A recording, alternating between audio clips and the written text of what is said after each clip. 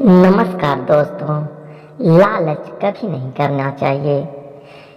एक गांव में एक धनी सेठ रहता था। उसके बंगले के पास एक जूते सिलने वाले गरीब मोची की छोटी सी दुकान थी। उस मोची की ये खास आदत थी कि जो जब भी जूते सिलता था भगवान के भजन गुनगुनाता रहता था। लेकिन सेठ ने कभी उसके भजनों की तरफ ध्यान नहीं दिया। एक दिन सेठ व्यापार के सिलसिले में विदेश गया और घर लौटते वक्त उसकी तबीयत बहुत खराब हो गई। लेकिन पैसे की कोई कमी तो थी नहीं, सो देश विदेशों से डॉक्टर वैद्य हकीमों को बुलाया गया, लेकिन कोई भी सेठ की बीमारी का इलाज नहीं कर सका। अब सेठ की तबीयत दिन प्रतिदिन खराब होती जा रही थी। वह चल फिर भी नहीं पा रहा था। एक दिन वह घर में अपने बिस्तर पे लेटा था। अचानक उसके कान में मोची के भजन गाने की आवाज सुनाई दी। आज मोची के भजन कुछ अच्छे लग रहे थे सेठ को। कुछ ही देर में सेठ इतना मंत्रमुग्ध हो गया, उसे लगा जैसे वो साक्षात परमात्मा से मिलन कर रहा हो। मोची के भजन सेठ को उसकी बीमारी से दूर लेते जा रहे थे।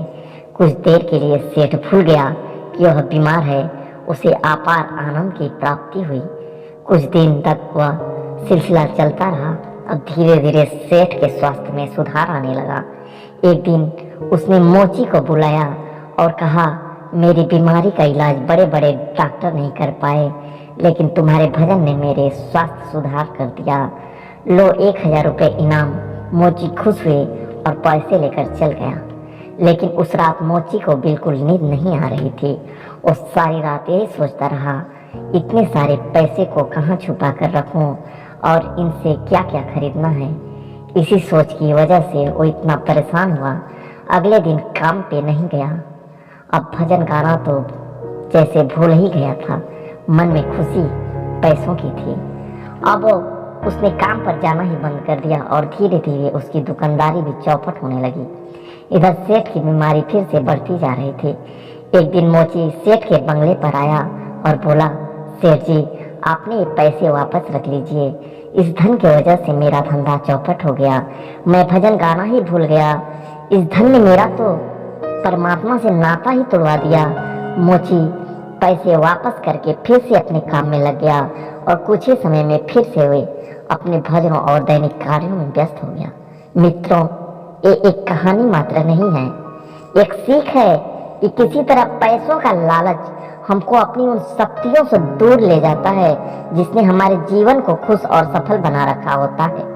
हाँ, अगर आप अपने पास आए धन को अपने दिमाग में न घुसने दें, उसे किसी सदकर्म में लगा सकें या कहीं इन्वेस्ट कर दें, पर आप अपने दिमाग पर हावी न होने दें, तो फिर आपकी जीवन की गति सुचारू रूप से चलती रहेगी और आप अपने जीवन को एक सही दिशा दे सकेंगे।